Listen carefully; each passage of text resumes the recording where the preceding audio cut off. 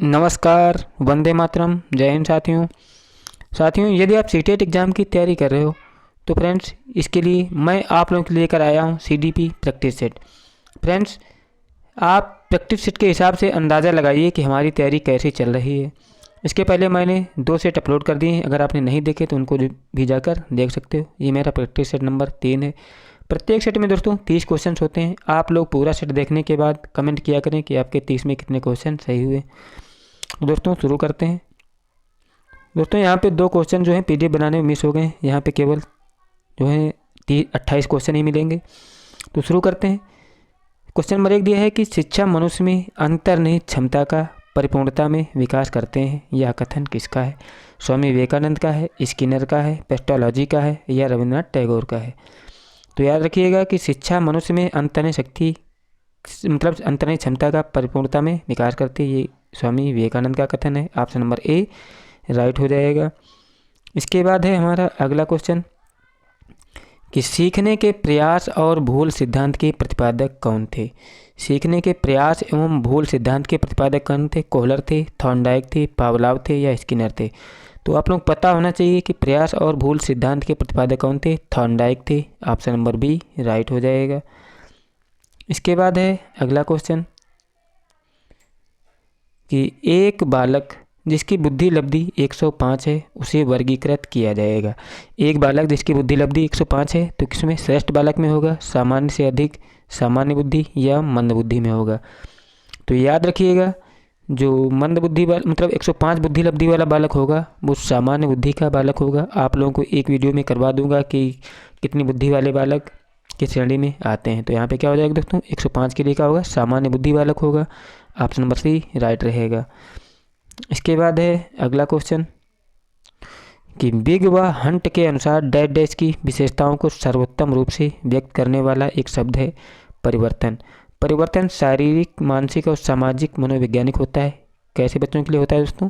शैशवावस्था, बाल्यावस्था या किशोरावस्था या प्रौढ़ावस्था? तो याद रखिएगा जो बिग व हंट के अनुसार किशोरावस्था की विशेषताओं को सर्वोत्तम रूप से व्यक्त करने वाला एक शब्द है परिवर्तन। परिवर्तन शारीरिक, सामाजिक और मनोवैज्ञानिक होता है। तो यहाँ पे क्या भरा जाएगा दोस्तों?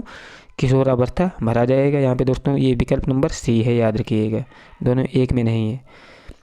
अगला क्वेश्चन है कि लॉरेंस कोहलबर्ग विकास के क्षेत्र में शोध के लिए जाने जाते हैं। क्या क्वेश्चन दोस्तों? लॉरेंस कोहलबर्ग विकास के किस क्षेत्र के शोध के लिए जाने जाते हैं? संज्ञानात्मक, शारीरिक, नैतिक या गामक के लिए? तो याद रख सकते हो जो लॉरेंस कोहलबर्ग थे दोस्तों ये नैतिक विकास क्षेत्र में शोध के लिए जाने जाते हैं, इसलिए ऑप्शन नंबर सी राइट हो जाएगा। यहाँ पे क्या भरा जाएगा दोस्तों? ये नैतिक विकास के लिए जाने जाते हैं लॉरेंस कोहलबर्ग। इसके बाद है हमारा अगला क्वेश्चन नंबर 8 कि एक बच्ची को उसके पिता चहलकदमी करा रहे थे। बच्ची जानती थी कि चिड़िया जैसी चीज़ें होती हैं परंतु उसने कभी पतंग नहीं देखी थी। पतंग को देखकर उसने कहा चिड़िया को तो देखो। तो उसके पिता ने कहा यह एक पतंग है। यह उदाहरण दिखता है। तो क्या दिखता है दोस्तों? सम्मिलन का दिखता है, समायोजन का दिखता है या संरक्षण का दिखता है? तो दोस्तों यहाँ पे जो बच्ची थी उसने पतंग को क्या समझ रखा था? चिड़िया समझ रखा था, क्यों दोनों ही उड़ते हैं, इसलिए यहाँ पे क्या होगा दोस्तों? सम्मिलन होगा। ऑप्शन नंबर ए राइट हो जाएगा। और इसके बाद है दोस्तों हमारा अगला क्वेश्चन नंबर 9।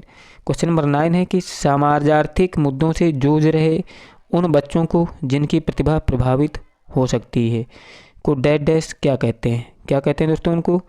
सामाजिक मुद्दों से जूझ रहे उन बच्चों की जिनकी प्रतिभा प्रभावित हो सकती है उनको क्या कहते हैं दोस्तों?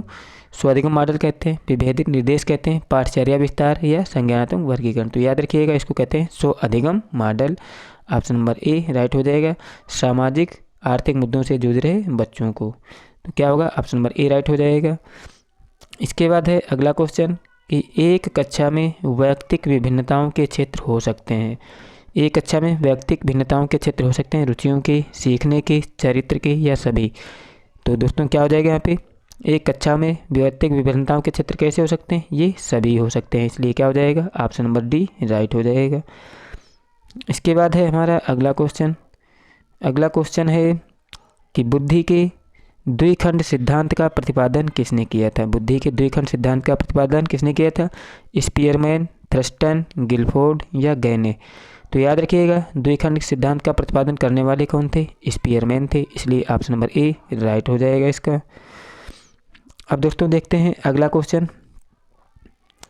अगला क्वेश्चन है हमारा क्या है कि सीखना व्यवहार में उत्तरोत्तर सामंजस्य की प्रक्रिया है। सीखना व्यवहार में उत्तरोत्तर सामंजस्य की प्रक्रिया है, यह कथन किसका है? क्रो एंड क्रो का है, पियाजे का है, स्किनर का है या कोहलर का है? तो यार यहाँ पे तो उत्तर दिख रहा है किसका है दोस्तों? स्किनर का है। स्किनर के अनुसार क्या होता है? सीखना व्यवहार में उत्तरोत्तर सामंजस्य की प्रक्रिया है। ऑप्शन नंबर सी राइट रहेगा। इसके बाद है अगला क्वेश्चन कि हावर्ड गार्डनर द्वारा निम्न में से एक को छोड़कर बाकी सभी बुद्धि के प्रकार बताए गए हैं। एक को छोड़कर बाकी सभी बुद्धि के प्रकार बताए गए हैं, कौन सा है? भाषा है, सृजनात्मकता है, अंतःवैयक्तिक कौशल है या अंतःवैयक्तिक कौशल है। याद रखिएगा तो इसमें क्या होता है दोस्तों? बुद्धि का एक प्रकार कौन सा नहीं होता है? जो सृजनात्मकता होता है दोस्तों, ये एक बुद्धि का प्रकार नहीं होता। बाद बाकी भाषा, अंतःवैयक्तिक कौशल और अंतःवैयक्तिक कौशल ये सभी बुद्धि के प्रकार होते हैं, लेकिन सृजनात्मकता बुद्धि का प्रकार नहीं होता है। ऑप्शन नंबर बी राइट रहेगा। अगला क्वेश्चन है कि मूल्यांकन का अर्थ होता है। मूल्यांकन का अर्थ क्या होता है दोस्तों? बच्चों को उत्तीर्ण अनुत्तीर्ण घोषित करना, बच्चा क्या सीखा है जानना, बच्चे के सीखने में आई कठिनाइयों को जानना या उपरोक्त सभी। तो याद रखिएगा दोस्तों जो मूल्यांकन बच्चे का किया जाता है उसमें सभी क्षेत्रों का ध्यान रखा जाता है, इसलिए क्या हो जाएगा? ऑप्शन नंबर डी राइट हो जाएगा। तो चलते हैं क्वेश्चन नंबर नेक्स्ट पे। क्वेश्चन नंबर नेक्स्ट दिया है हमारा कि संकेत अधिगम के अंतर्गत निम्नलिखित सीखा जाता है। संकेत अधिगम में क्या सीखा जाता है? तो याद रखिएगा संकेत अधिगम में मनोविज्ञान, पारस्परिक अनुकूलन, वातावरण या मनोदय क्या सीखा जाता है संकेत अधिगम के अंतर्गत? तो याद रखिएगा जो पारस्परिक अनुकूलन होता है यही सीखा जाता है संकेत अधिगम के अंतर्गत। तो ऑप्शन नंबर बी राइट रहेगा इसका। इसके बाद है हमारा अगला क्वेश्चन। अगला क्वेश्चन है कि पियाजे के अनुसार बच्चा अमूर्त स्तर पर चिंतन, बौद्धिक क्रियाएं और समस्या समाधान किस अवस्था में करने लगता है? पियाजे के अनुसार बच्चा अमूर्त स्तर पर चिंतन, बौद्धिक क्रियाएं और समस्या समाधान किस अवस्था में करने लगता है? 2 से 7 वर्ष में या 7 से 11 में या 11 से 16 में? तो याद रखिएगा ये सभी क्रियाएं होती हैं दोस्तों 11 से 16 वर्ष में, जिसको बोलते हैं औपचारिक संक्रियात्मक अवस्था में बच्चा अमूर्त स्तर पर चिंतन, बौद्धिक क्रियाएं और समस्या समाधान का मतलब करने लगता है। तो ऑप्शन नंबर सी राइट हो जाएगा। इसके बाद है अगला क्वेश्चन कि कौन सा सीखना स्थायी होता है? कौन सा सीखना स्थायी होता है? रटकर सीखा गया, सुनकर सीखा गया, समझकर या देखकर? तो याद रखिएगा ये तो सबको पता होगा कि जो समझ कर सीखते हैं वो ज़्यादा स्थायी होता है, इसलिए ऑप्शन नंबर सी राइट हो जाएगा। और इसके बाद है अगला क्वेश्चन कि एक 13 वर्षीय बालक बात बात में अपने बड़ों से झगड़ा करने लगता है और हमेशा स्वयं को सही साबित करने की कोशिश करता है, वह विकास की किस अवस्था में है? तो यहाँ पर तो साफ साफ पता चल रहा है कि 13 वर्ष का बालक किस अवस्था में होगा। तो किस अवस्था में होगा सबको पता होता है कि किशोरावस्था, क्योंकि 12 से 16 में शुरू होता है किशोरावस्था। तो यहाँ पे 13 है तो दोस्तों ये किशोरावस्था के अंतर्गत ही आएगा। ऑप्शन नंबर बी राइट रहेगा। इसके बाद है अगला क्वेश्चन कि निम्नलिखित में से क्या बच्चों के सृजनात्मकता के विकास में सहायक नहीं है? क्या सहायक नहीं दोस्तों? खेल, भाषण, कहानी लेखन या निर्माण संबंधी क्रियाएं। तो याद रखिएगा जो भाषण होते हैं दोस्तों ये सृजनात्मकता के विकास में सहायक नहीं होते हैं, इसलिए ऑप्शन नंबर बी राइट हो जाएगा। अगला क्वेश्चन है कि सीखने का क्लासिकल कंडीशनिंग सिद्धांत प्रतिपादित किया था। सीखने का क्लासिकल कंडीशनिंग सिद्धांत किसने प्रतिपादित किया था? स्किनर ने, पावलोव ने, थॉर्नडाइक ने या कोहलबर्ग ने? तो याद रखिएगा सीखने का क्लासिकल कंडीशनिंग सिद्धांत देने वाले कौन थे? पावलोव थे, इसलिए ऑप्शन नंबर बी राइट हो जाएगा। और इसके बाद है हमारा अगला क्वेश्चन कि जन्म के समय लगी चोट या भ्रूण क्षत की वजह से आई मानसिक मंदता कहलाती है। क्या कहलाती है? जैविक मंदता, पारिवारिक मंदता, आकस्मिक मंदता या चिकित्सा मंदता? तो दोस्तों जन्म के समय लगी चोट या भ्रूण की वजह से आई मानसिक मंदता को बोलते हैं जैविक मंदता। ऑप्शन नंबर ए राइट हो जाएगा।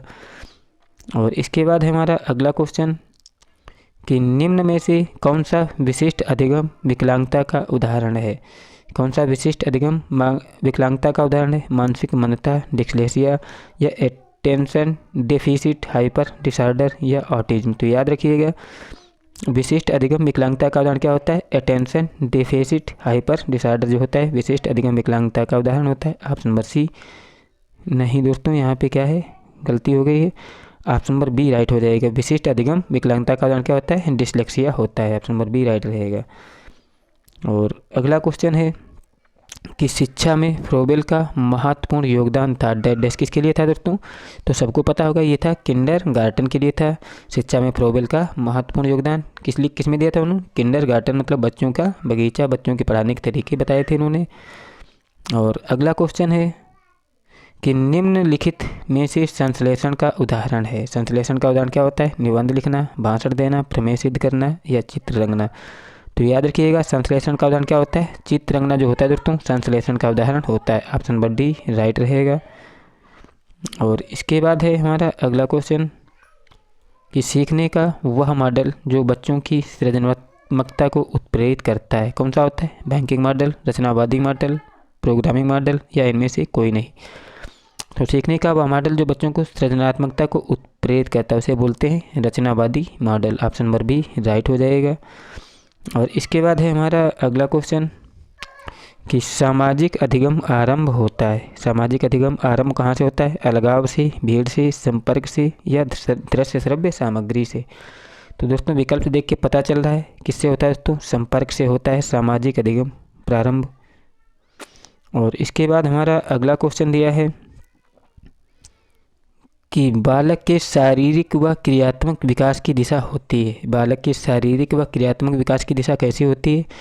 तो याद रखिएगा इसकी दिशा होती है सिर से पैर तथा शरीर के मध्य बाहर की ओर होती है। बालक के शारीरिक व क्रियात्मक विकास की दिशा याद रखिएगा कैसी होती है? सिर से पैर तथा शरीर के मध्य से बाहर की ओर होती है, बालक के शारीरिक व क्रियात्मक विकास की दिशा। इसके बाद है क्वेश्चन नंबर 28 कि श्रवण बाधित बच्चों को पढ़ाने के लिए क्या प्रयुक्त किया जाता है? श्रवण बाधित बच्चों को पढ़ाने के लिए किसका प्रयोग किया जाता है दोस्तों? तो सबको पता होगा कि जो सांकेतिक भाषा के माध्यम से, श्रवण बाधित मतलब जो सुन नहीं सकते हैं उनको सांकेतिक भाषा के माध्यम से ही पढ़ाया जाता है। तो क्या हो जाएगा? ऑप्शन नंबर बी राइट हो जाएगा। और इसके बाद है अगला क्वेश्चन कि बालक का विकास परिणाम होता है। बालक का विकास परिणाम होता है किसका होता है दोस्तों इसमें यहाँ पे गलत दिया है आंसर में। किसका परिणाम होता है? ये वंशानुक्रम तथा वातावरण की अंतः प्रक्रिया का परिणाम होता है बालक का विकास। तो ऑप्शन नंबर सी यहाँ पे राइट रहेगा। दोस्तों बालक का विकास होता है उस पर वंशानुक्रम और वातावरण दोनों का प्रभाव रहता है। इसके बाद हमारा लास्ट क्वेश्चन दिया है कि परीक्षा के स्थान पर सतत और व्यापक मूल्यांकन गुणवत्तामूलक शिक्षा के लिए अधिक उपयुक्त है, क्योंकि इसमें क्या होता है दोस्तों? संज्ञानात्मक क्षेत्र का मूल्यांकन किया जाता है, साफ संज्ञानात्मक क्षेत्र का मूल्यांकन किया जाता है, मूल्यांकन सतत एवं व्यापक क्षेत्रों का होता है। और लास्ट क्या दिया दोस्तों? इनमें से सभी। तो क्या दोस्तों? इनमें से सभी, इसमें विकल्प राइट हो जाएगा। किसके लिए? परीक्षा के स्थान पर सतत और व्यापक मूल्यांकन गुणवत्तामूलक शिक्षा के लिए। तो क्या होगा दोस्तों? सभी विकल्प राइट हैं। अगर आपको कोई दिक्कत ना गई हो, आपको मेरे द्वारा कराए क्वेश्चन अच्छे लगे हों तो प्लीज़ चैनल को सब्सक्राइब कर लें। वीडियो अच्छा लगा हो तो लाइक भी करें। मिलते हैं नेक्स्ट वीडियो में, तब तक के लिए जय हिंद, जय भारत।